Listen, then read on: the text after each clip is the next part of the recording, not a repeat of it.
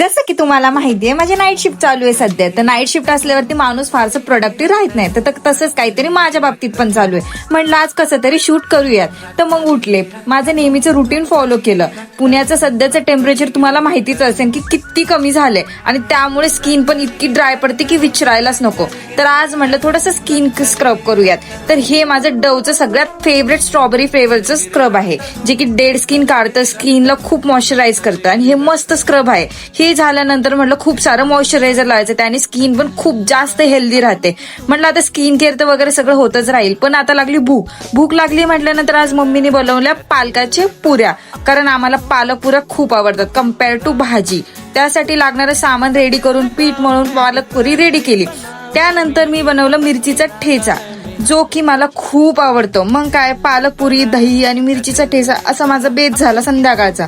मग कुणी ट्राय केलेत का पालकच्या पुऱ्या? नक्की सांगा.